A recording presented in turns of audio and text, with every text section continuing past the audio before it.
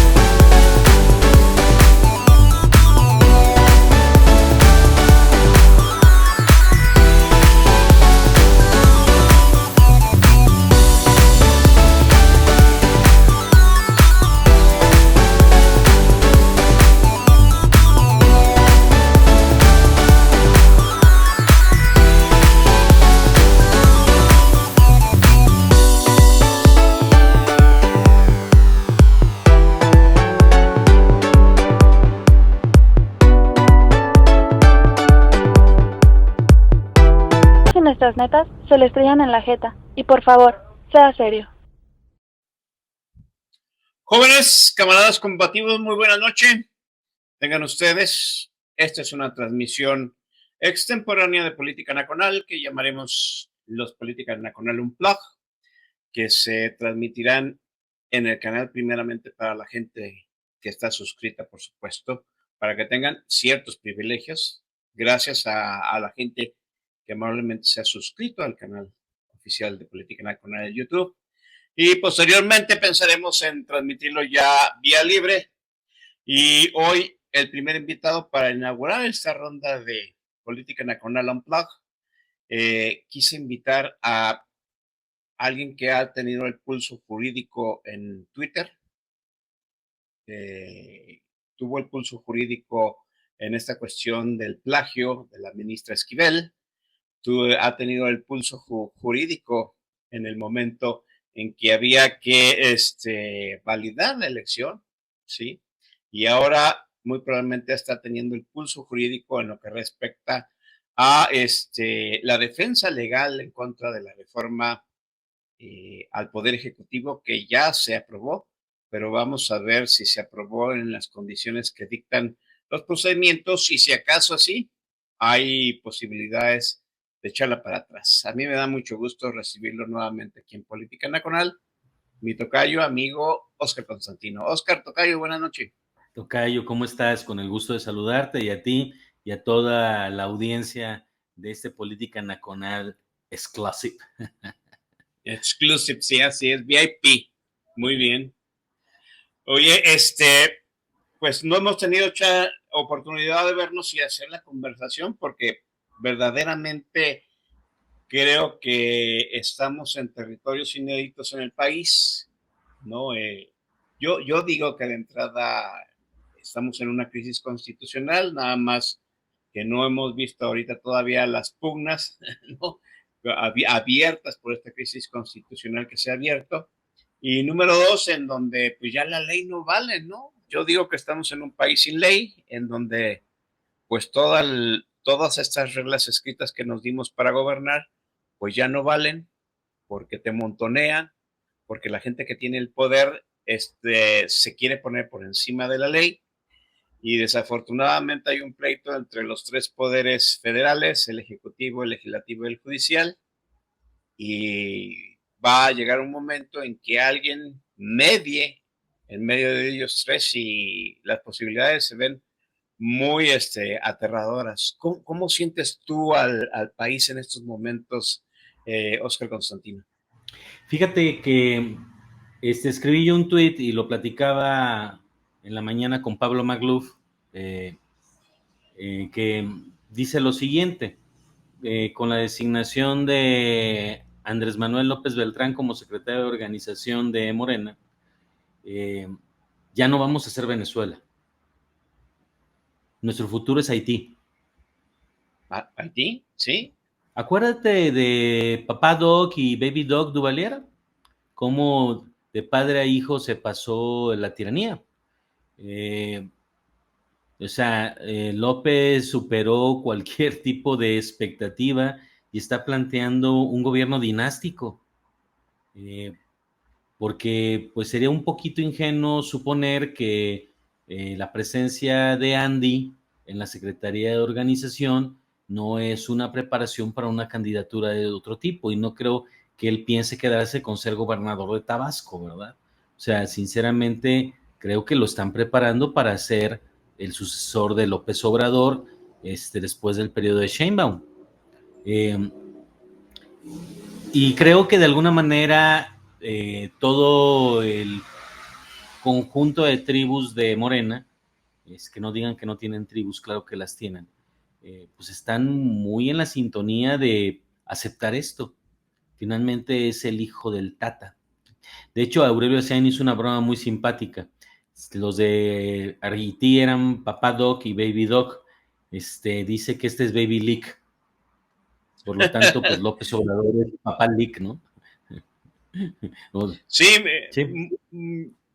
o sea, es una lectura muy peculiar, porque vuelvo a decir, estamos en territorios inéditos, tocayos, ¿no? O sea, yo con la designación de Andy Junior como jefe de organización, ¿qué es el jefe de organización? Pues nada más la persona que filtra quién sí, quién no es alguien en Morena, y tiene el control de las huestes del partido.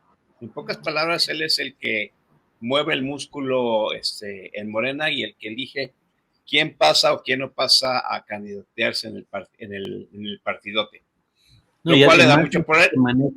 y además es el que va a manejar el dinero, porque va a manejar el movimiento territorial. El manejar el movimiento territorial, los apoyos, ayuditas y todos los mecanismos para convencer a la gente, pues pasan por sus manos. O sea, de hecho, híjole, puedes esperar que los escándalos que Loret reveló sean un juego de niños en comparación con lo que le espera durante 6 años a Andy, si no es que hay un milagro que no veo. Sí, es tal vez un ministro plenipotenciario, ¿no? Muy por encima, tal vez, de varios de los secretarios que, todavía peor, le fueron nombrados a Claudia Sheinbaum. Porque hay que decir que Claudia Sheinbaum, pues, si acaso logró nombrar 3, 4 personas libremente, el resto, pues son imposiciones y movimientos dentro del mismo tablero que manejaba, pues, el caudillo, ¿no? Eso de entrada ya le impone una agenda a Claudia Sheinbaum. Yo, mi perspectiva personal, y lo he repetido en todos lados, es que pues el sexenio de Claudia Sheinbaum no va a comenzar. De hecho, a mi ver, no va ni siquiera a ser el sexenio de Claudia Sheinbaum. Es una prolongación de este sexenio que va a funcionar como un interpaz hasta que Andy esté preparado o en la posición adecuada para ungirlo, ¿no, Tocayo? Fíjate que no estuve en la última reunión de los tuiteros, pero me platicaron un evento muy curioso. Y aparte de que este es un Política Nacional Exclusive, voy a dar una noticia exclusiva hoy. Esta es la primera vez en que Gabo Navarro y yo vamos a estar de acuerdo. Órale. Tengo entendido que le dieron pamba con Vicayelos porque se le ocurrió decir que Claudia Sheinbaum podría deslindarse de López. Bueno, no le dimos pamba con picayelos, pero hubo cierta apuesta a que no iba a suceder. Él decía que sí. Yo, la verdad, yo te han de haber dicho que yo fui parte de los gustosos que apostó, ¿no? Yo no veo los alicientes para que Claudia Sheinbaum se emancipe de alguna forma. Mi diagnóstico es seguramente los primeros meses, el primer año, Claudia Sheinbaum va a ser muy dócil, porque obviamente las piezas no son de ella, pero también es cierto que ella tiene un tiempo de frontera. y es la revocación del mandato. Después de que pase la revocación del mandato, y esto lo digo consciente de lo que implica, podría darse el caso de que López Obrador buscara que le revocaran el mandato a Sheinbaum para poner otro sujeto. O sea, ¿por qué? Porque eso fue lo que hizo Calles, ¿sí? O sea, Calles no jugó con interinos, hubo una elección constitucional, le hizo la vida imposible al presidente electo constitucional hasta que renunció y volvió a poner a otro.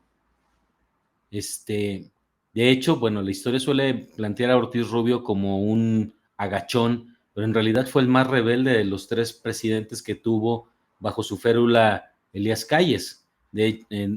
Por ahí se rumora que el balazo que recibió en la mandíbula fue un aliciente para que se pusiera en línea y que finalmente él renunció porque no lo dejaban gobernar. Bueno, Entonces, cuestión yo de te podría perspectiva, decir, ¿no? sí, o sea, de hecho, esa es la causa de su renuncia. Lo que quiero decir es que no sé si ella esté de acuerdo en ser una presidenta de 2 años. Tal vez, pero si ella no está de acuerdo con ser una presidenta de 2 años y empieza a oler que le están haciendo, poniendo la camita, le están poniendo el senderito para revocarle el cargo en el proceso de revocación de mandato, a lo mejor hay una rebelión. O bien, dada la que si ella logra pasar la revocación de mandato, sus incentivos para empezarse a dar cierto tipo de libertades, pues van a ser otros. O sea, hay que recordar algo. Ella no tendrá los gobernadores, no tendrá los diputados, no tendrá los senadores, pero tiene el presupuesto. No, Y eso, perdón, adelante. y eso, si logra convencer a los generales, es más que suficiente para meter al bote a senadores, a diputados y a gobernadores. O sea, De hecho, se trata de jugar duro, ¿no? Pero yo coincido en que en este momento, o sea, durante lo que resta, durante todo 2025, probablemente va a ser una presidenta muy dócil, una vicepresidenta, como le han dicho. No estoy seguro después de la revocación del mandato o cerca de la revocación del mandato. Y bueno, quería decir una última cosita histórica porque no quiero aburrir a la gente. Tenemos otro antecedente de un presidente que no se quiso reelegir supuestamente y terminó reeligiéndose y le hizo la vida cansada a su sucesor para que fuera fácil que él se reeligiera. Ese fue Porfirio Díaz.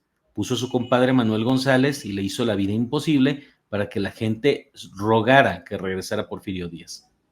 Entonces, bueno, creo que en esta ocasión a Gabo le hizo mucho bien las cervezas de chocolate y dio un excelente pronóstico. Sí,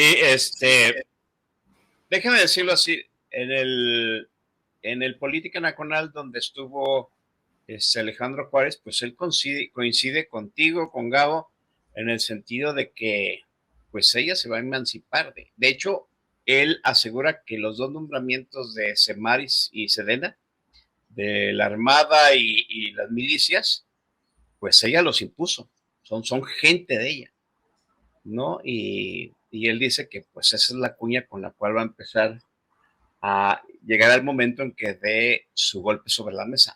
Yo no lo veo así. A mí se me hace a mí se me hace que el dinero muy probablemente lo tenga ella, pero al final el Congreso es el que lo distribuye y en el Congreso pocos le deben el puesto a ella.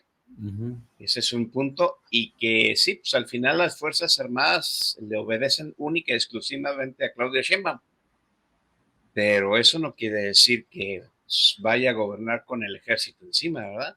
A mí me parece que si hay algún momento en que ella se quiere emancipar manteniendo el control político vía militar, pues esa es la excusa excelente como para que en la revocación de mandato la echen para afuera.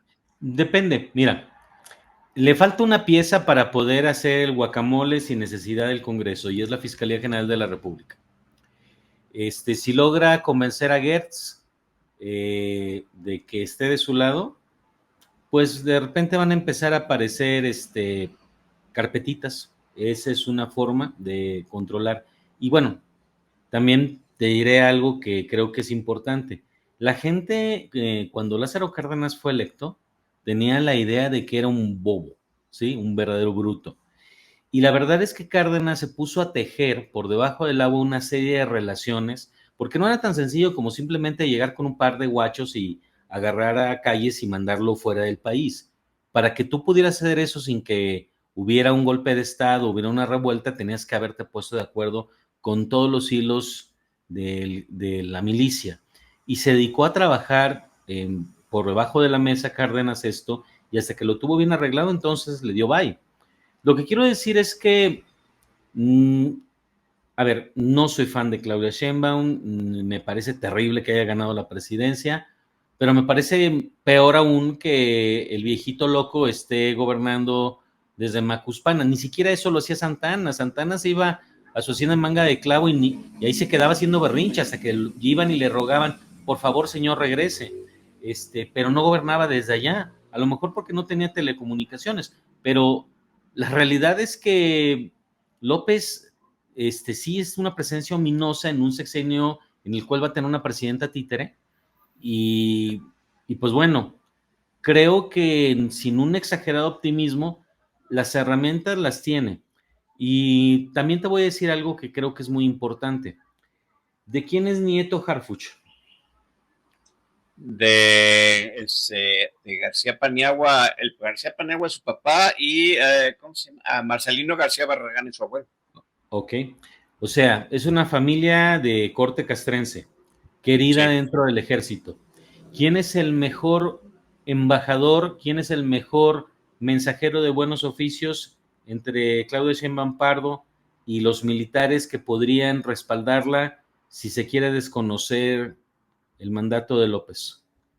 Sí, o sea, a mí no me queda la menor duda que ahorita el mejor aliado, el brazo derecho, el cardenal Richelieu de Claudia Sheinbaum es García Harfuch.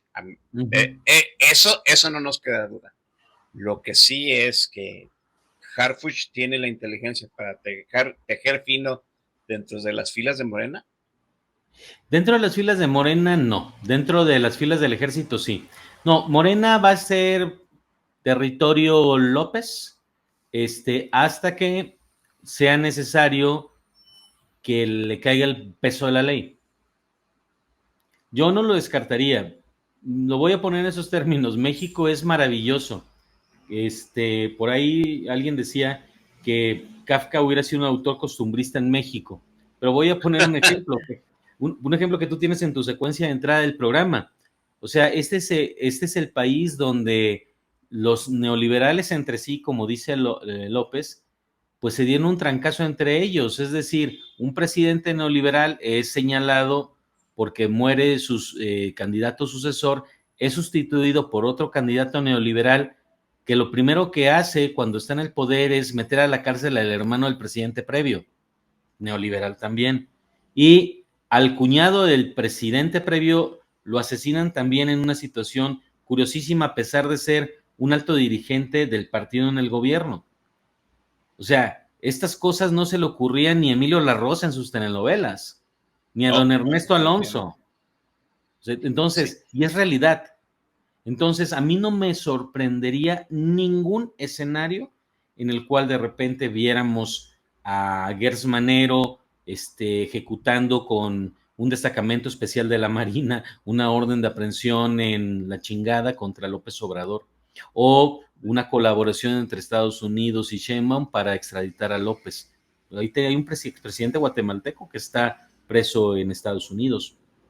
Yo tampoco creo que... Sí, digo que yo tampoco creo que Harris vaya a quedarse muy cruzada de brazos con todos los agravios que López Obrador ha hecho a la administración Biden. La teoría dice, y yo estoy comparando con el antiguo manual que manejábamos de la política mexicana, el manual dice que un presidente débil debe dar un manotazo sobre la mesa y dejar bien en claro que su sexenio ya comenzó y es un punto y aparte.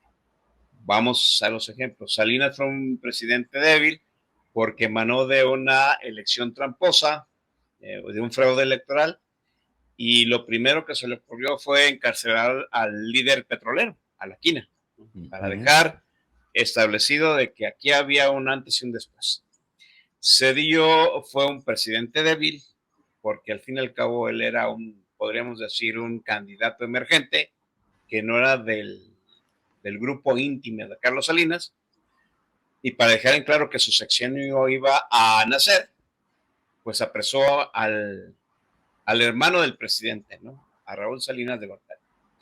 López Portillo muy probablemente estaba mandatado para ser un presidente débil. Lo primero que se le ocurrió fue mandar al que lo había designado presidente, a Luis Echeverría, al lugar más recóndito del planeta, las Islas Fiji, ¿no? Como embajador, que no era otra cosa más que un exilio en la práctica.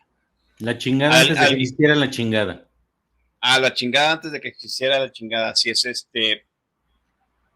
El manual dice que para que el sexenio de Claudia Sheinbaum de verdad inicie, pues debería dar un golpe sobre la mesa, pues, en los primeros meses de su sexenio. Yo no veo cómo, por eso la apuesta con Gabo Navarro, ¿no? Yo le dije, yo no lo veo cómo. Tiene la revocación de mandato a los 2 años y después siento que ya se le fue el tiempo y ya se debe haber acostumbrado a la brida que trae en la boca, a la correa que trae en el cuello, y no va a hacer nada, pienso yo. Igual, yo dije, qué mejor que sucediera que verdaderamente Claudia Sheinbaum diera un golpe sobre la mesa y dijera mi sección empieza pegándoles a fulano de Abraham, a los gringos, ¿no? Y no estoy hablando del caudillo, yo no creo que toque el caudillo. Pienso que en algún momento va a entregar a alguien prominente de Morena, sí, con mensaje directo a que el siguiente eres tú si te mueves. Es una buena estrategia, pero bueno, yo diría, como colofón a esto mismo, que es preferible ser un presidente de veras por 3 años a no serlos por ninguno. Si finalmente logra trascender la revocación del mandato y aprieta las tuercas para que los candidatos de Morena en las intermedias tengan un poquito más de presencia de ella, pues probablemente podrá gobernar los últimos 3 años sin férula. Yo sé que está complicado, pero digamos que yo no soy optimista, soy un pesimista con buenas intenciones. Déjame decirle una cosa.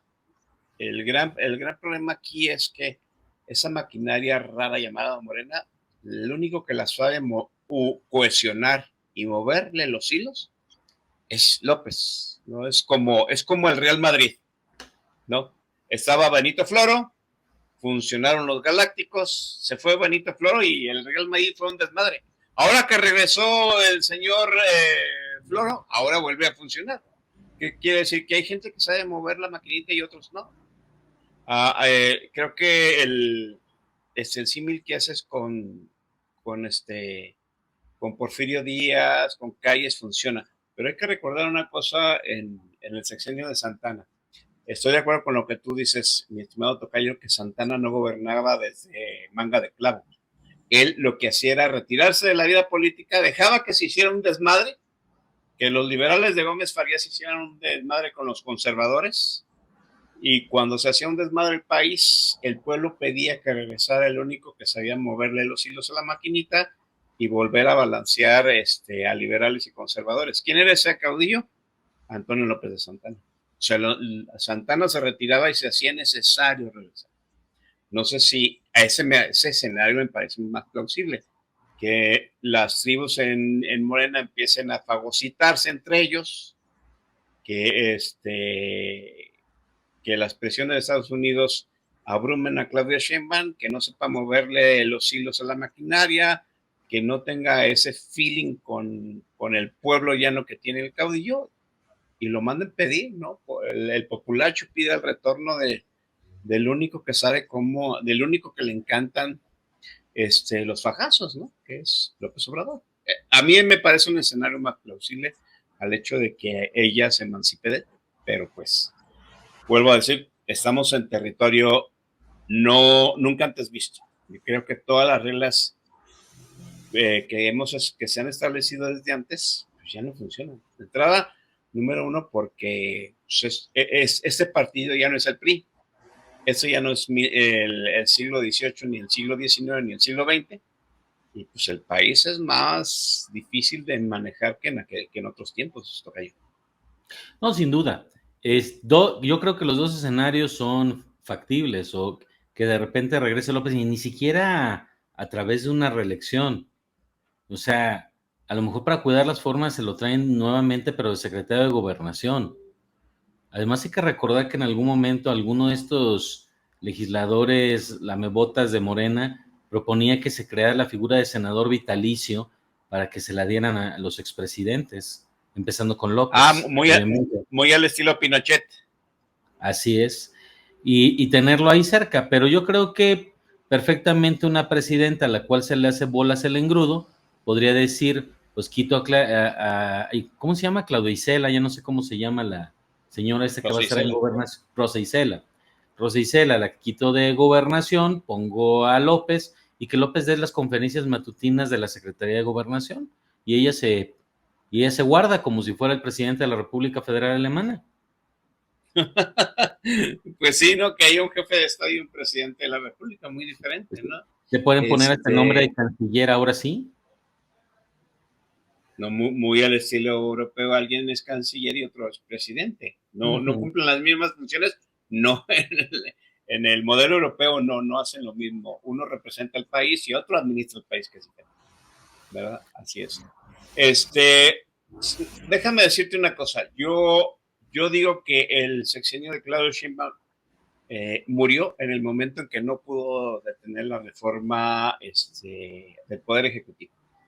Pienso, salvo lo que tú me digas, que ella sí, en cierto sentido, siente la presión, sabe el apuro, sabe las consecuencias sociales, políticas, económicas de esta reforma, y por eso salió a los micrófonos a decir que no urgía, que lo pensaran bien y que pues ella podía administrar el país sin que la reforma fuera aprobada de inmediato.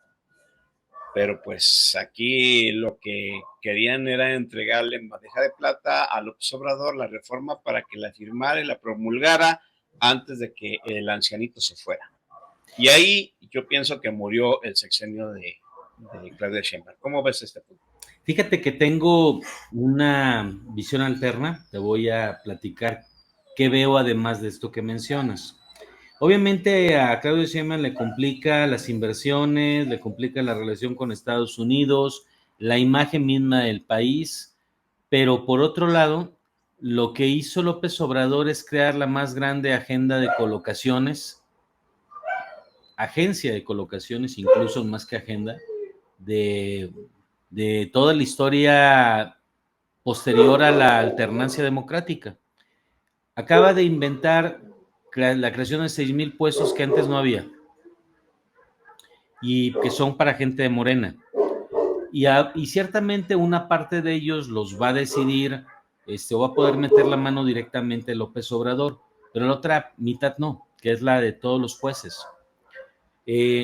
Bueno, a mí me queda claro que tener un poder judicial dócil es el sueño dorado de cualquier tirano. De hecho, te lo platico porque pues es mi formación profesional. Yo me dedico mucho al derecho administrativo y uno de mis maestros más queridos, lo traté directamente, aunque más bien mi maestro de todos los días fue un discípulo de él, fue don Eduardo García Enterría. Y él fue abogado durante la dictadura de Franco. Y su despacho era tan exitoso que le llamaban el contraministerio. ¿Y por qué le decían el contraministerio? Porque salía un decreto de Franco, una ordenanza o lo que sea, le hablaban al despacho para que llevaran la representación y se los tumbaba en los tribunales. Y ese es un punto muy importante. Podemos decir lo que sea de la dictadura franquista, pero tenían tribunales que eran obedecidos por el Estado. Si quieres con leyes que no eran tan garantistas como quisiéramos, pero si el Tribunal Contencioso Administrativo decía, este acto del gobierno es ilegal y se debe anular, se anulaba. Cosa que no podemos decir que haya sucedido en México hasta hace muy poco tiempo. Y de hecho, pues en muchos tribunales administrativos nunca pasa, ¿no? De hecho, andan maltratando y corriendo a la gente porque regañan los funcionarios públicos que violentan la ley. O sea, lo que quiero decir es que ya de por sí tenemos tribunales que no eran los mejores del mundo, pero ahora los van a ser peores. De hecho, escribí para Disidencia, comercial, suscríbanse a Disidencia, sobre las similitudes que existen entre las cortes que se crearon durante la Alemania de Hitler y los tribunales populares que está creando López. En Alemania siguieron habiendo los tribunales de siempre y después crearon más tribunales especiales y un tribunal del pueblo, pero eran diferentes a los tribunales normales. Se los fueron comiendo los otros, desplazándolos en los asuntos, pero nunca dejaron de existir. Bueno, López dio un salto mayor que el que dio el austriaco. ¿Qué fue lo que hizo? Desapareció los tribunales ordinarios y todos van a ser tribunales populares. Bueno, sí, así esto es. le va a facilitar mucho las cosas a Claudia Sheinbaum en el cotidiano, porque te voy a decir algo. Después de una reforma así, llega contigo un cliente y te dice, oye, yo tengo un problema con el gobierno. ¿De cuánto es? Te pongo un ejemplo de un caso normal de materia administrativa. De 600,000 pesos. Ahorita te dicen, pues vamos llevándolo. Ahora te van a decir, no, ¿para qué no pierdas tu tiempo? Simplemente entre lo que le vas a tener que dar al juez y cómo se va a poner esto y tú el que vino y regresó te va a salir más caro. Dalos por perdidos. Mucha gente, ahorita hay gente que va e impugna multitas de 18,000 pesos, ya no lo van a poder hacer. Tú lo sabes, yo impugné una multa de 45,000 pesos y me devolvieron el dinero. Bueno, eso ya no va a ser posible porque seguramente los jueces que vengan de la 4T van a decir que tú estás mal y que el gobierno estuvo bien. Entonces, imagínate lo que es para un gobierno que hace las cosas mal, porque pues, recordemos que a la señora Sheinbaum se le caen los metros, pues que cada vez que hay un problema, la mayoría de las ocasiones la gente no va a demandar. De hecho, están replicando el modelo de la justicia penal. Nosotros tenemos una cifra negra del 92% aproximadamente en materia penal. O sea, de cada 100 delitos, 92 o no se denuncian o nunca llegan a buen puerto, ¿sí? Bueno, en la materia administrativa y civil no era así. Ahora sí. Tú vas a decir, ¿sabes qué? Igual que dice en materia penal, ¿para qué voy y denuncio? Me revictimizo, entro en el esquema de las fiscalías, todo esto. Bueno, van a decir lo mismo con los tribunales administrativos, civiles, que van a crearse. Pues vas a decir, ¿sabes qué? Perdón, yo que voy a perder mi tiempo en litigar asuntos pequeños. O sea, ¿quién va a poder litigar? Pues la gente con mucho dinero, con asuntos muy, muy pesados. Pero o sea, el SAT por quítame estas pajas, pone una multa de 9,000 pesos, te las pone juntas 18, 27, 36,000 pesos, y bueno, te puedes defender. Ahora ya no va a ser, no vas a poderlo lograr. Normalmente te va a contestar mal el tribunal. Entonces, eso le facilita el gobierno cotidiano a un presidente. ¿Qué es lo que no le va a facilitar esta reforma? Obviamente, olvídate del nearshoring, olvídate de muchas inversiones extranjeras que ahorita dicen, bueno, ¿sabes qué? ¿A qué me quedo? Si me peleo con el gobierno va a ser muy complicado. Pero hay una llavecita mágica. Yo les recomiendo que vean los videos de Yuri Pérez en YouTube, donde viene explicando esto. Y es lo siguiente. Antes del TEMEC, los inversionistas canadienses y estadounidenses no tenían ninguna obligación de acudir a tribunales mexicanos si pueden irse a un panel. Una de las cosas que hizo Trump es forzar que tuvieras que ir a tribunales nacionales. Basta con que Sheinbaum se ponga en buen plan con el presidente que entre en Estados Unidos y le diga, regresemos al modelo anterior, no pasen por tribunales mexicanos, así no pasan por nuestra mala justicia. Y muchas inversiones se van a sostener en lo básico, ¿no? A lo mejor, si no es tonta la gente del nuevo gobierno, crean por ahí algunos tribunales decentes para tratar cierto tipo de temas. Creo que hay ajustes. El tema es el ciudadano de pie, el ciudadano de todos los días. Acaban de aprobarse en comisiones el mes pasado la ampliación de delitos para prisión preventiva oficiosa.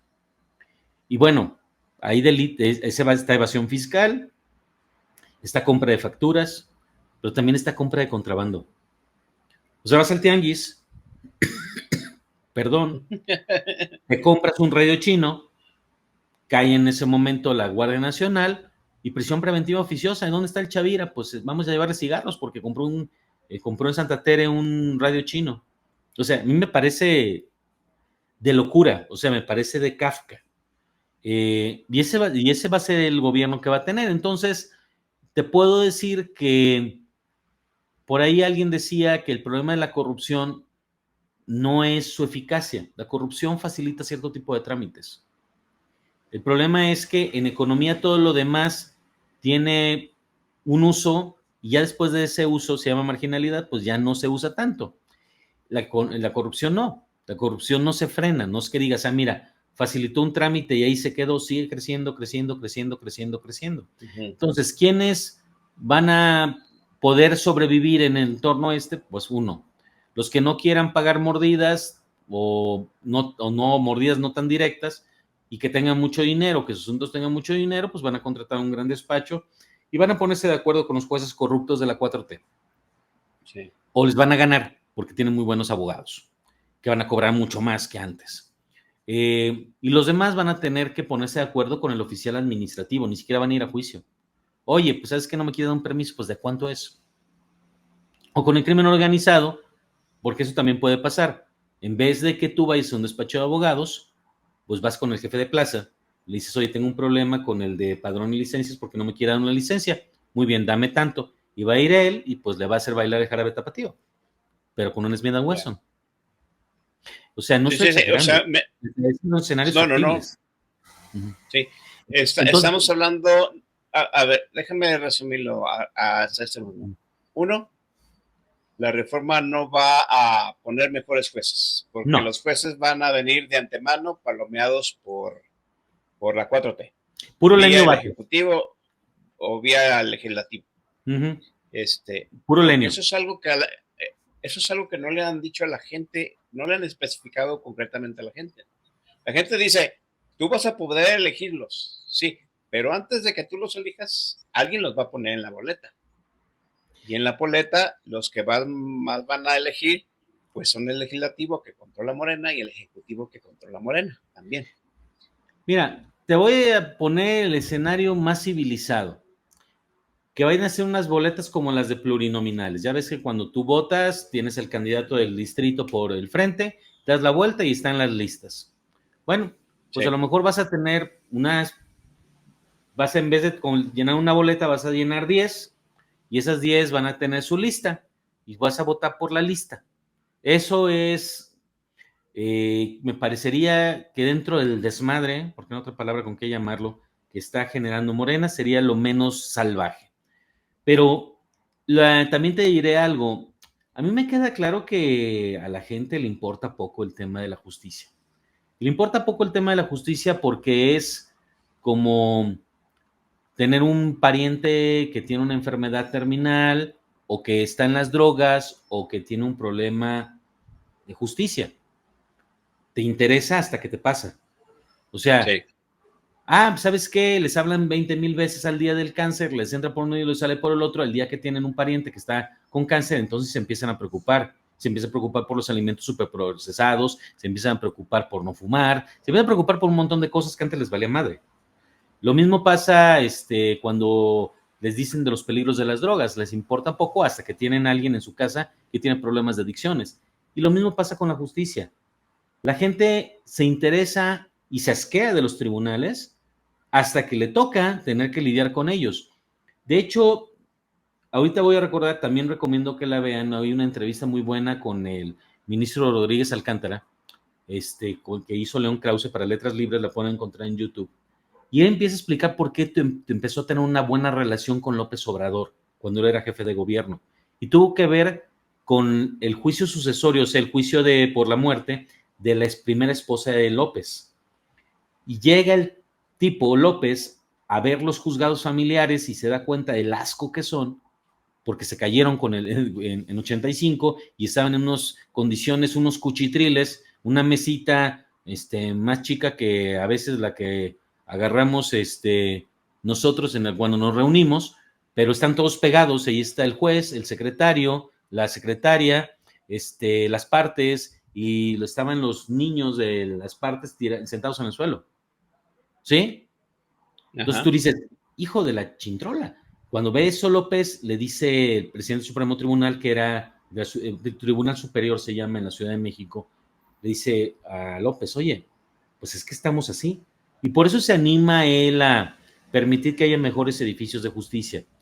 O sea, pero el ejemplo de López es emblemático. La mayoría de la gente, tú le dices, oye, es que hay que votar por los jueces, me vale. Ah, pues los van a votar, pues de todos modos son unos pillos. O sabes qué, no me interesa, yo no he demandado a nadie ni tengo broncas con nadie. Se empiezan a interesar cuando tienen bronca. Es un problema de cultura cívica, sí, pero también es un problema de las instituciones. O sea, si algún día regresamos a la normalidad en la justicia, yo creo que vamos a tener que hacer un examen muy fuerte de todos los errores que han cometido los tribunales que ahora defendemos, como lo hemos hecho con el examen que hemos hecho de Xóchitl Gálvez después de que perdió.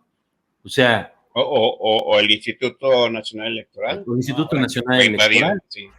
De hecho, yo escribí un tuit cuando estaba lavándose en pureza Lorenzo Córdoba y dije, bueno, recordemos que este fue el señor que le dio el registro a Morena, pero no se lo dio a México Libre, fue el que hizo Así esto, es. fue el que puso en bandeja de plata una reducción del sueldo, cosa que no debió de haber hecho, nomás que quería López más y entonces ahí tuvieron su bronca.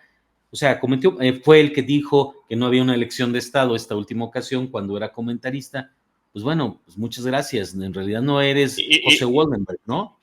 y los que pasaron la sobrerepresentación, no una, sino varias veces. Uh-huh. También. Entonces, sí quizá voy a ser muy descarnado con esto. Creo que no tenemos una sociedad, unos ciudadanos con suficiente nervio cívico como para que esto les importe.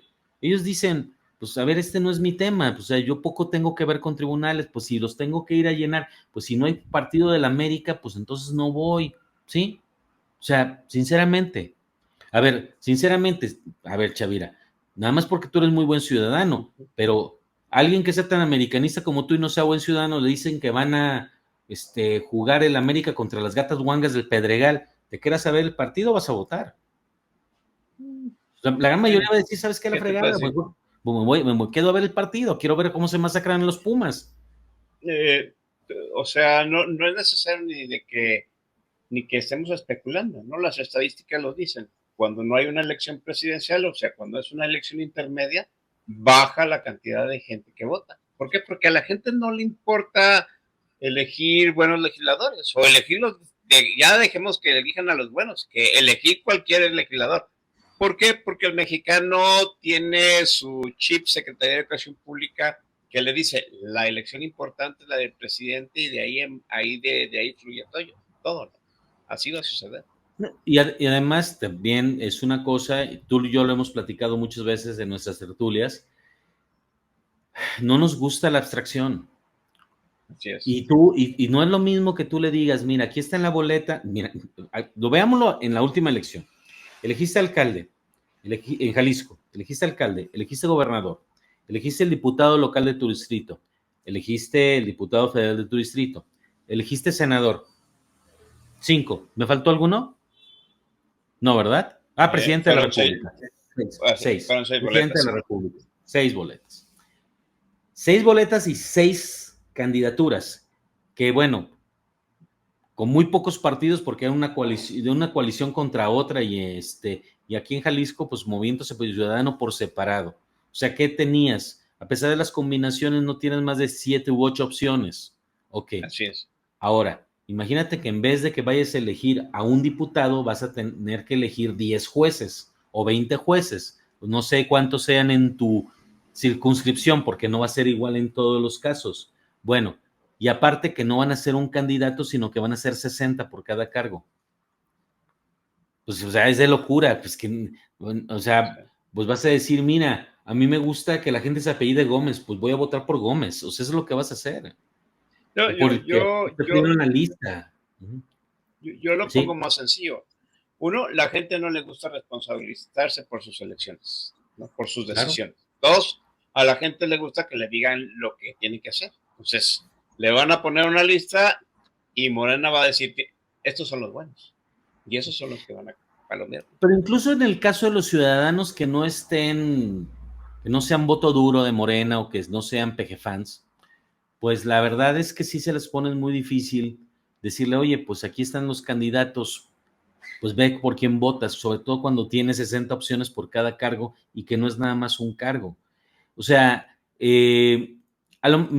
he leído sobre todo gente que dice, por favor, que no han visto lo que se vota en California, porque te dan un folletito y votas por leyes, por candidatos, revocación de lo que llaman recall, revocación del gobernador, 80,000 cosas. Pues sí, pero es California.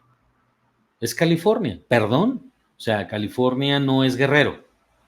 Debemos tener una playera que dijera eso, California no es Guerrero, ¿verdad? O sea, Sí. pues no. Entonces, pretender que van a tener esos niveles de cultura cívica y que se van a informar y que incluso estamos hablando en el caso de los que no están adscritos al fanatismo a un partido, pues es un poco irreal.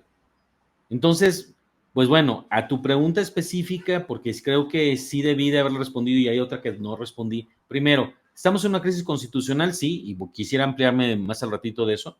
Y dos, yo creo que en vez de que se le complique a Sheinbaum, le va a dar muchas facilidades en muchas cosas, porque bueno, va a tener que rendir menos cuentas. Sus problemas tienen que ver con la generación, con cierto tipo de empleo que tiene forma de evadirlo y con el crecimiento de la inversión, pero ya vimos que el modelo económico al que ellos le apuestan no es un modelo liberal en el que estén felices porque cada vez haya más empleos que vengan de capital extranjero. Ellos quieren controlar qué te llevas a la boca. Así es. Uh-huh. Sí, definitivamente. Eh, la, quiero ahondar aquí en algo que nadie me ha dejado claro. La reforma se aprueba habiendo de antemano 3 jueces que les dicen a los legisladores que se detengan, ¿no? Que esta situación de los derechos pétreos, ¿no? O sea, derechos que per se no puedes cambiar en la Constitución. Uh-huh. Entonces, los legisladores desoyen estos mandatos judiciales y le dan para adelante. Pregunta así concreta. ¿Esta legislatura está en desacato? Sí, mira, son dos fenómenos distintos. Creo que lo explicó muy bien Osiris Cedeño en la plática que tuvo contigo. Una cosa es el fondo y otra es el procedimiento, ¿no? Lo que hicieron los jueces de distrito fue decir, a ver, no me voy a meter a lo que estás discutiendo, me estoy metiendo al hecho de que discutas. Te encargo, cámaras del Poder Legislativo, que no discutas, eso fue una de las suspensiones, detente y no lo hagas.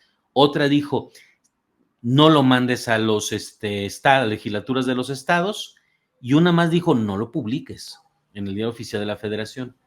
Bueno, pues ya vimos a Monreal en la Cámara de Diputados, ya vimos a los senadores que agarraron la suspensión y con ella se limpiaron los mocos. Entonces, violar una suspensión no solo es desacato, es un delito. Podrían ser separados del cargo y consignados al Ministerio Público. Y ahorita platico un caso de algo así que ya pasó en México. Dos, luego lo pasan a legislaturas de los estados. Las legislaturas de los estados debieron de haber dicho, a ver, hay una suspensión, yo no puedo seguir adelante con esto. También lo hicieron, entraron en desacato. Creo que Chihuahua fue el único estado que dijo, no le voy a dar para adelante porque hay una estas suspensión. Resoluciones después. Sí, sí, así es. Sí. Bueno, y por último, el presidente, después de que hizo el cómputo, las cámaras de que sí tenían la mayoría de legislaturas, ordena la publicación. También ahí hay un desacato. Bueno, entonces no solo está en desacato el Congreso de la Unión, o sea, las dos cámaras, están en desacato un montón de legislaturas y está en desacato el presidente de la República. Bueno, algún diputado panista aquí en el Congreso de Jalisco le llegó de la Suprema Corte, creo que en una acción de inconstitucionalidad, una suspensión. Se la llevaron a oficial de partes el notificador de la Corte, Se la llevaron a él para que la viera y se la metió por la nariz. Pues la Corte lo destituyó, lo metieron a la cárcel, compurgó cárcel, un diputado de Jalisco, por eso. ¿Hace cuánto? ¿Qué te gusta? Hace unos 10 años, ¿sí? Tendría que buscarte el dato exacto, pero, y también no quiero funar al diputado porque pues, que ya compurgó pena, sí, pobre, cometió un terrible error, pero pues ya pagó su sanción, ¿no? Pero incluso yo vi la sesión de la Corte en la que, por cierto, creo que fue el ministro José Ramón Cosío en que dijo, pues ese señor se le tiene que destituir de inmediato y se le tiene que consignar una suspensión. A ver, pregunta. Uh-huh. ¿Quién ejecuta la orden de arresto? Ese es el punto. Tú lo vas a consignar al Ministerio Público, le hace Fiscalía. Entonces, el primer problema que tienes es que la Fiscalía, pues le rinde cuentas al presidente. O sea, no veo a Gers mandando a unos policías a que vayan y ejecuten una orden para, no sé, meter a la cárcel a Dan Augusto. Ya no digo el presidente.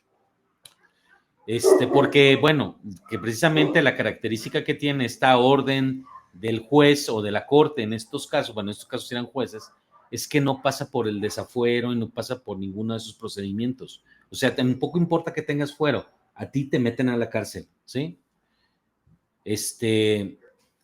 Yo te recuerdo el caso de López Obrador. Él tuvo un problema de ese tipo cuando era jefe de gobierno. A él sí lo desaforaron. Y después de que lo desaforaron, pues hubo una negociación política para ya no juzgarlo y pues simplemente pues era un jefe de gobierno sin fuero. Pero en estricto sentido, pues no hubo ningún procedimiento de desafuero con ese diputado local, si lo metieron al frescobote, pero en calidad urgente, porque la Constitución no dice, mire, es que si usted es un funcionario con fuero, mire, primero vamos a ver si lo desafueran, ¿no? Tú violentaste una orden de un juez y el Poder Judicial de la Federación es el que hace el control de la Constitución y te vas a la cárcel. Yo sé que a lo mejor alguien va a querer dar maromas y decir que se tiene que seguir el proceso de desafuero, pero bueno, tenemos casos de que no, es evidente que no. Bueno. Pregunta. Sí, entonces están en desacato los tres, esa sería la primera respuesta. Los tres, el Poder Legislativo está en desacato, legislaturas locales están en desacato, el presidente está en desacato. Así es. ¿Qué continuaría por parte de estos jueces a los cuales no se les respetó la suspensión? Deberían ordenar la destitución y consignar al Ministerio Público a los funcionarios. Y esto me lleva a lo formal frente a lo real. Los jueces podrían dictar su resolución diciendo esto y que nos fuera cumplida. Y esto va en el mismo conjunto de piedritas, porque no me lo preguntaste, pero te lo quiero comentar. Yo ya expliqué en un hilo de Twitter que, por cierto, tuvo muchísimos likes, pero también tuvo muchos mensajes de odio de los chairos. Sí, claro. Que todo el proceso legislativo está viciado. Desde el momento en que tú no respetaste las suspensiones, todo lo actuado es nulo. O sea, en estricto derecho constitucional, y así lo tendría que determinar los jueces que conocían este asunto, la Corte, tendrían que declarar que por reglas formales, ya ni siquiera por meternos al fondo, pues como no cumpliste con las suspensiones, pues todo lo actuado no vale y pues para atrás es como si no lo hubieras aprobado. Sí, bueno. No solo eso, hay un juez de distrito que ordenó que se retirara la publicación del Diario Oficial de la Federación de la Reforma. Así es. Y obviamente no están haciendo caso. Ellos creen que pues como tienen poder absoluto y nadie va a ir a ejecutar estas órdenes, pues no hay problema, pero de hecho se están convirtiendo en un régimen forajido.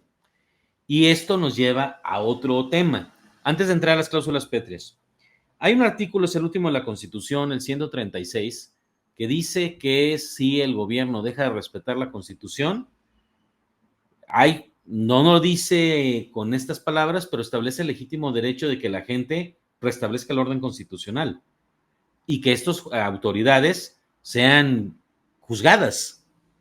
O sea, si el día de mañana hubiera un movimiento civil para destituir a esas personas y juzgarlas, pues sería constitucional.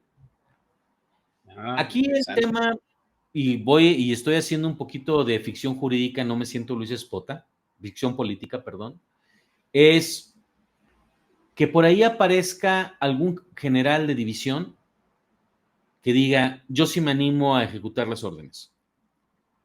Eso se va a poner divertido. O sea que sí, pues la Corte puede auxiliarse de la fuerza pública y podría decir, a ver, dado el hecho ¿La de que fuerza no me pública está... es el ejército? Pues de acuerdo a nuestra, incluso antes de la militarización lo es fuerza pública, tienes Guardia Nacional, tienes ejército interviniendo en funciones. O sea, el juez le puede ordenar a cualquier autoridad que le auxilie en estas cosas. Si no le está auxiliando la fiscalía, no le está auxiliando la policía investigadora, bueno, pues podría darse el caso de que que le dijera, oiga usted, general Sutanito, pues le ordeno que haga esto y que él diga, sí lo hago. O sea, obviamente es una autoridad ejecutora sustituta, pero de que se puede, se puede. Y ahora imagínate. Y eso estaría conforme a derecho. Sería constitucional. De hecho, a ver, en este momento, lo voy a decir con todas sus letras, si en este momento hubiera un movimiento civil que aprendiera al presidente, a los senadores, a los legisladores, y se formara y se les consignara ante un juez por el desacato y los destituyeran y encarcelaran, en los términos de 136 constitucional, es correcto. O sea, así de grave, ¿sí? Mira. Lo cual nos lleva al escenario de la crisis constitucional, ¿no?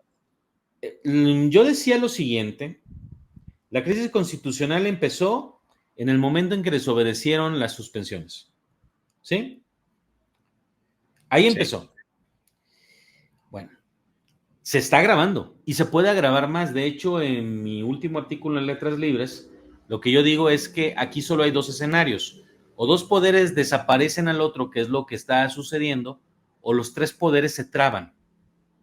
¿Qué es lo que pasaría si la Corte empieza a invalidar la reforma, empieza a ordenar cierto tipo de cosas? Y solo se puede destrabar de dos maneras, o por vías democráticas o por una nada deseable dictadura. Mira, es un artículo muy chiquito, pero para que quede claro de qué estamos hablando. Es el artículo 136 de la Constitución, el último. De la inviolabilidad de la Constitución se llama. Esta Constitución no perderá su fuerza y vigor aun cuando por alguna rebelión se interrumpa su observancia. Punto.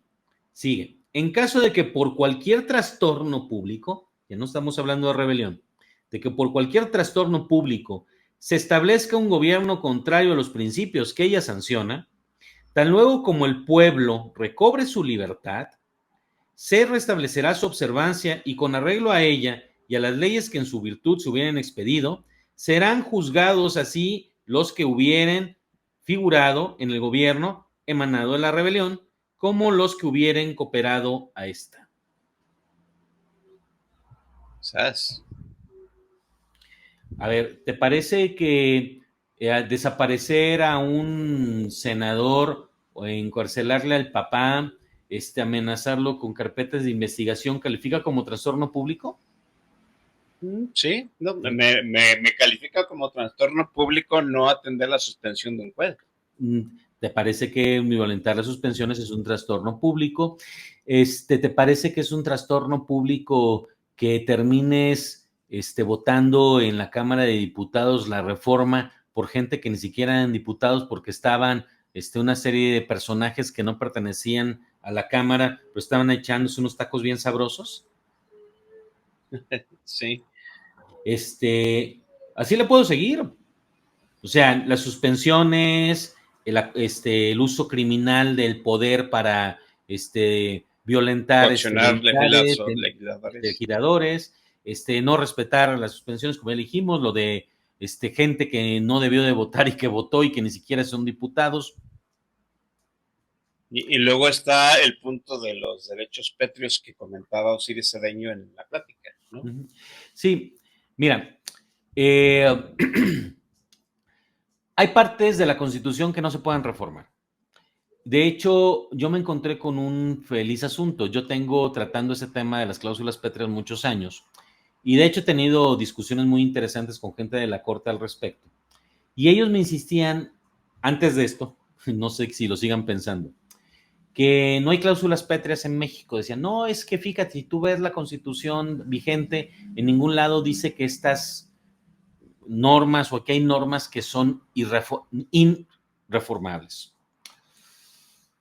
Y entonces me puse a revisar, aparte de lo que ha pasado en otros países. Por ejemplo, en Perú tiene una constitución que tampoco tiene esas reglas explícitas, pero el Tribunal Supremo, el Tribunal Constitucional, perdón, de Perú, ya dijo, pues es que no es necesario que diga que son irreformables.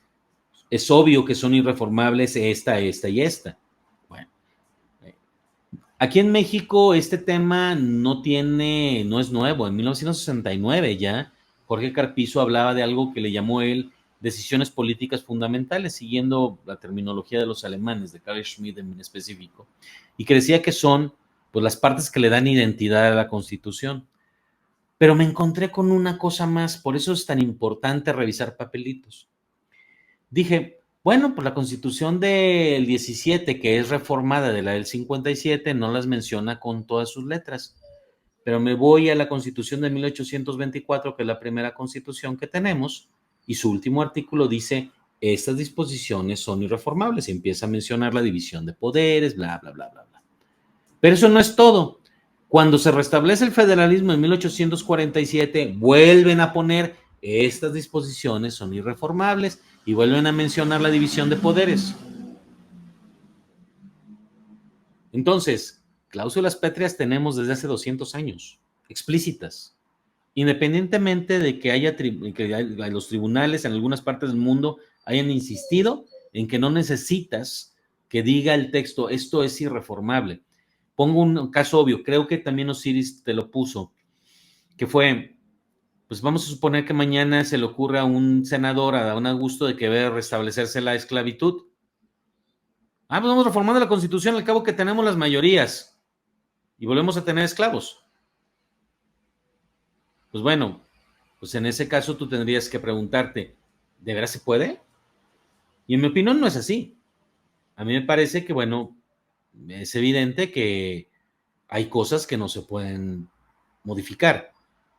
Y eso también tiene que ver con el hecho de que el órgano que revisa la Constitución, que es un órgano mixto, no es un solo órgano, o sea, son las dos cámaras federales, cuando tiene una votación de 2/3 partes, más la mayoría de las legislaturas de los estados, y que a veces malamente se le dice constituyente permanente, lo cual es un error, porque no es un constituyente permanente, no existe esta cosa, es un órgano constituido que revisa. Pues es un órgano revisor y el revisor pues debe de tener siempre menos facultades que el constituyente original. Y entonces tú me preguntarás, y entonces cuando quiero cambiar esto, ¿cómo lo cambio? Pues tendrías que cambiarlo con un movimiento social. Pero en esos términos sería. Aquí estamos ya. Bien. Una disculpa, pero aquí se fue por un instante el internet y pues todo se perdió. Una disculpa, tocayo. No te preocupes. Oye, pues, déjame empezar a grabar, sí. Uh-huh. Déjame empezar a grabar.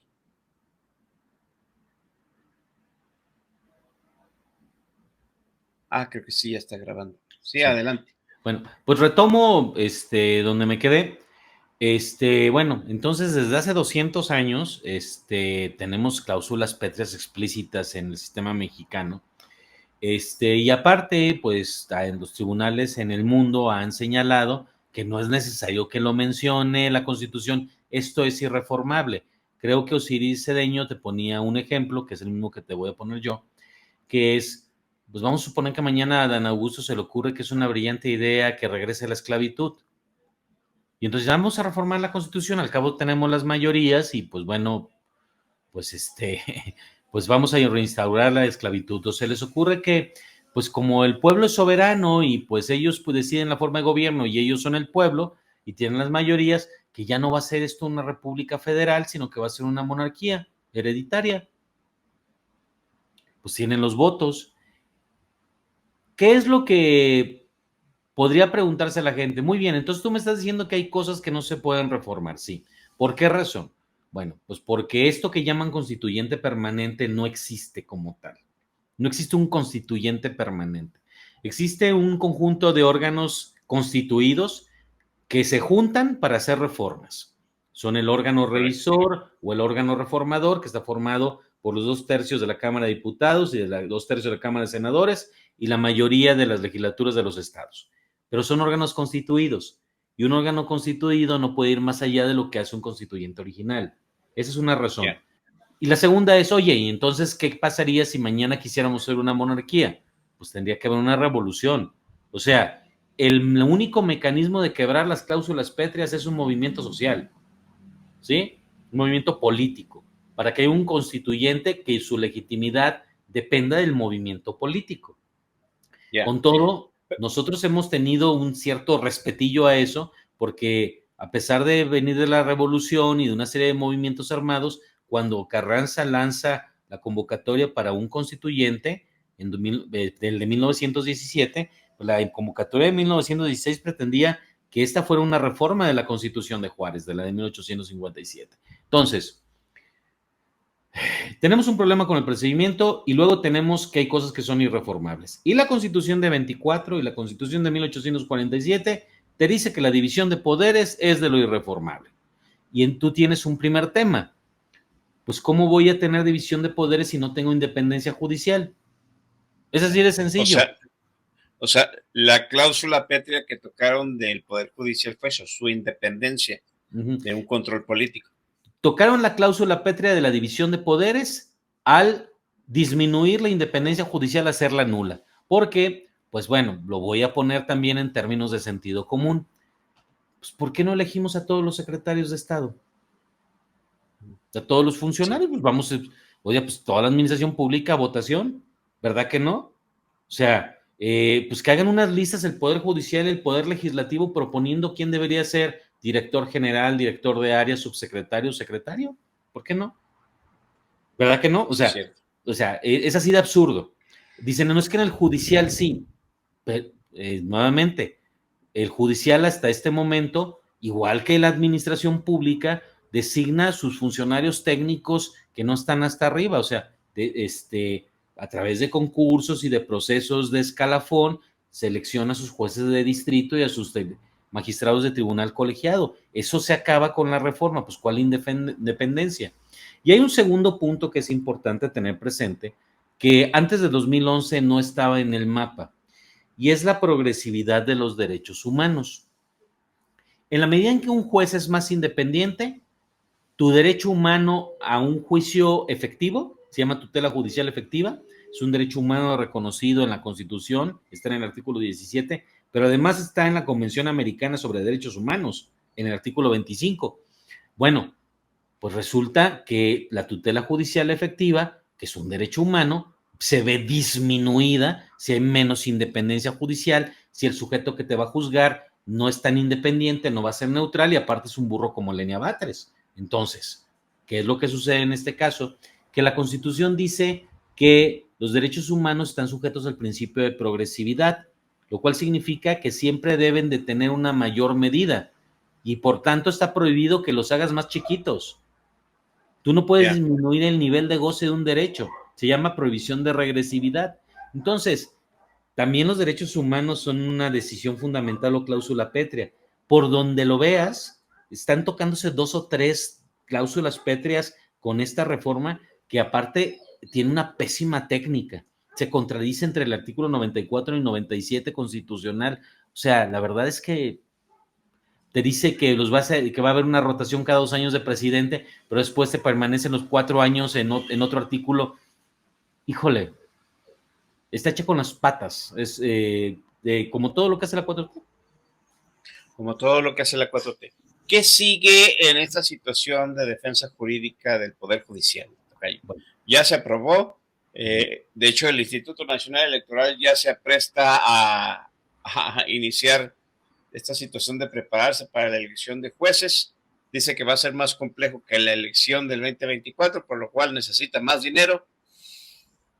¿Qué va a hacer la Corte?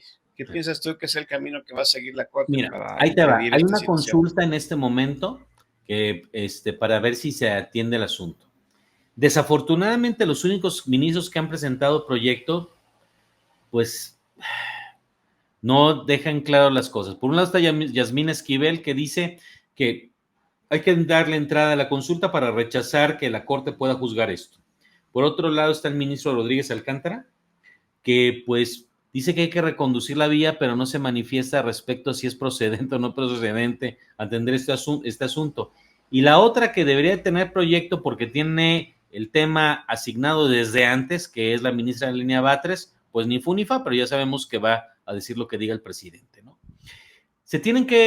La Corte tiene que ponerse de acuerdo y decir, oye, pues sí vamos a atender el tema y vamos a ver por qué vía lo vamos a atender para poder sentenciar.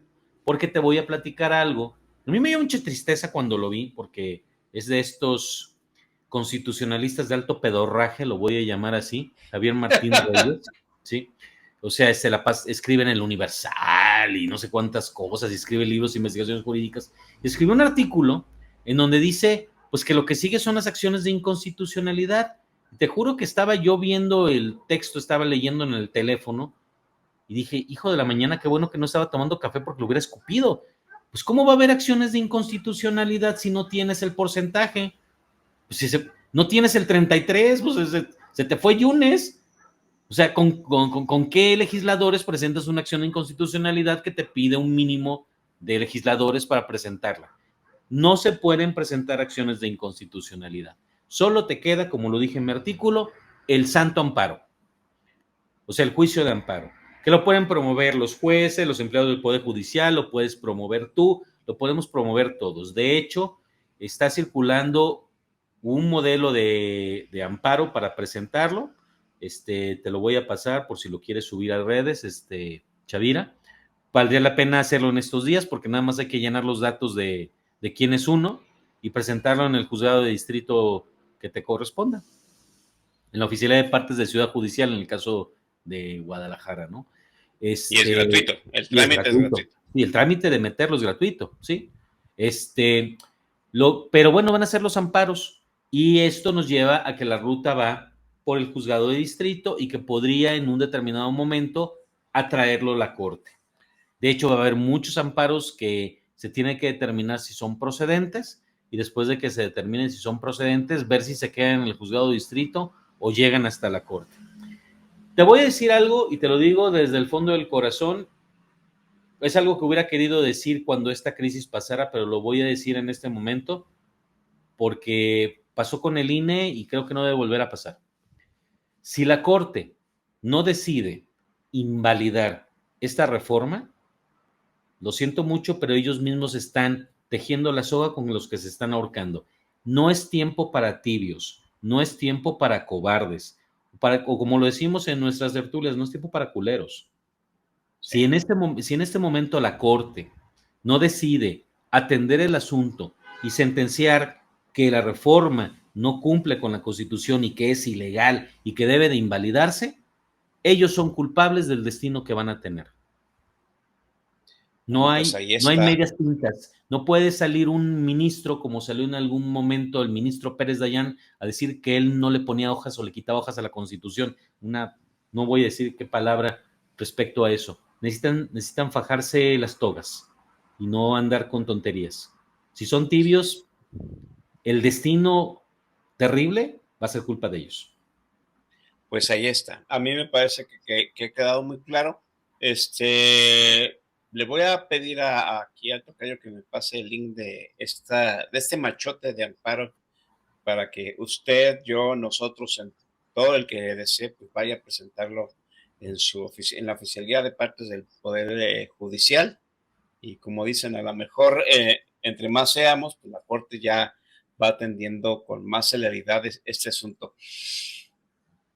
Yo veo el escenario en que el Poder Judicial diga, la ley se echa para atrás, el Ejecutivo y el Legislativo dicen, vamos para adelante, el INE no detiene el proceso, y llega un momento en que se tienen que elegir jueces y los otros dejar su puesto y va a haber un choque va a haber un choque de decisiones. ¿Quién media en ese choque de decisiones entre los poderes, tocayo? Pues es que el problema es que ninguna de las autoridades nacionales o locales podría mediar en esto. O sea, Voy a ponerte un caso que no es el mismo, pero que explica lo que puede llegar a suceder. Si mal no recuerdo, cuando Evo Morales se religió de manera irregular y empezaron las manifestaciones, pues él quería que saliera la policía y las Fuerzas Armadas a reprimir. Y si mal no recuerdo, creo que fueron los militares, estoy hablando de memoria, los que le dijeron, oiga, no vamos a hacer nosotros eso. Y ahí fue en donde se le armó la bronca a Evo y tuvo que salir huyendo, ¿sí? Sí. Cuando el presidente peruano se quiso dar un autogolpe de Estado, pues también ni el Congreso ni las autoridades policíacas estuvieron de acuerdo y lo detuvieron, ¿sí?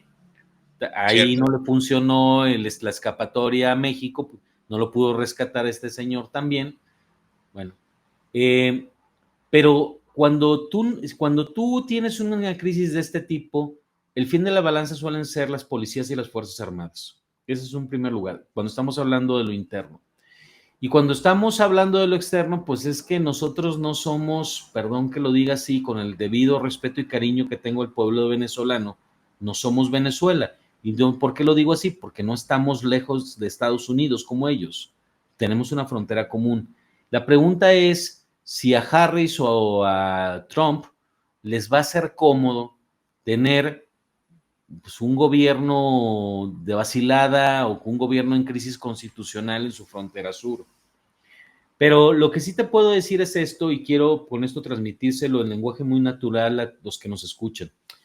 Imagínate que tú tienes un problema y te quieren lanzar de tu casa, que es de tu propiedad. Tú tienes dos opciones.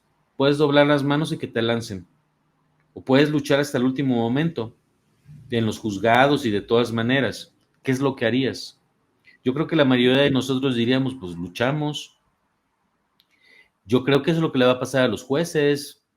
Oye, pues ¿sabes qué? Hay un amparo, hay una sentencia que dice que esto es inconstitucional, le vale a Tadei, le vale al INE, le vale a Presidencia, pues va a llegar un momento en que van a tener que ir a sacar a los jueces de los juzgados. Pues bueno, nada más que recuerden que los que van a estar en falta son los que van a hacer eso. Y pues las consecuencias suceden. Hoy puse un hilo muy personal, donde hablaba de que, bueno, la mayoría de las veces cuando yo entro en conflicto con alguien es por poner los puntos sobre las IES. Nunca me he arrepentido de ello, ¿no? Y precisamente el problema de este gobierno es que es intolerante a que le pongan los puntos sobre las IES. Abusan de su poder. Pero tarde que temprano, como en la tercera ley de Newton, va a haber una reacción de la misma magnitud, pero en sentido contrario. Y se va a tener que pagar la factura. Y entonces vamos a ver comisiones de la verdad, tribunales especiales, bueno, no los quiero llamar especiales, tribunales para juzgar ese tipo de cosas, y vamos a ver a los Adanes Augustos y a las personas por el estilo llorando, ¿verdad? Porque van a darles 3 cadenas perpetuas. Y no me digan que no pasa, vean a Fujimori. Bien. O sea, Decían, hay que ver la historia, ¿no? Rousseau, o el del terror. ¿Quién era? Robespierre. Robespierre, cierto, Uh-huh. Robespierre pasó de juzgador a juzgado. Sí. Y murió con el mismo instrumento con el cual él decapitó a muchos. Así es. Se terminó la guillotina como tanta gente que él exterminó. Pero yo digo, en el tiempo próximo, en nuestras décadas, en nuestros siglos, o sea, en los que estamos viviendo nosotros, pues ningún poder es eterno, y pretender que la 4T va a ser el Reich de Hitler y va a durar 1000 años, pues no es cierto. De hecho, me voy lejos que vaya a durar 2 sexenios más. Y bueno, yo he de recordar que en su momento, aunque lo hicieron mal, a Echeverría lo sentaron en el banquillo de los acusados. Cierto. O sea, y una comisión de la verdad lo juzgó, aunque entonces, dejaron sin acción la sentencia, ¿no? lo que quiero decir es que, pues, si lo mejor que le podía pasar a López Obrador es que no le tocara ver el regreso de otras fuerzas políticas, porque, pues, si en esos casos hubo comisión de la verdad, pues, ¿por qué no los va a haber en estos? De hecho, lo he platicado yo con distintas personas. Las negligencias que se dieron durante la pandemia, el ataque a periodistas, el manejo de los recursos para salud, la gestión de López-Gatell, el abrazos no balazos, todas estas cosas son materia para que se juzguen en la Corte Penal Internacional como delitos de lesa humanidad. Y debo recordar que, bueno, no sería la primera vez que a un presidente de un país lo juzgan ahí. Pues ahí está. Tocayo, qué gran plática. Nos extendimos un poquito más de lo que habíamos planteado, pero carajo, yo, como tú sabes, yo siempre aprendo mucho cuando platico contigo. Me das clarividencia, me das claridad en muchas cosas. Me gusta mucho esa situación que siempre planteas las situaciones de una forma razonable, legal, consensuada. Y te agradezco enormemente que hayas inaugurado estas charlas exclusivas, ¿no? Exclusivas. Aquí en Política Nacional. Muchas gracias, Tocayo. No, pues muchas gracias, Tocayo. Como siempre, es un gustazo. Y bueno, yo soy Team Gabo. Después nos ponemos de acuerdo con la apuesta. Ah, sí, te incluiremos en la lista, que por cierto ya sabes que Jules es el que ya tomó nota de qué lado ha estado cada quien. Así es. El señor notario Jules. Así es. Te agradezco, Tocayo. Nos estaremos escuchando en otra plática, muchachos. Gracias, buenas noches. Gracias, hasta luego.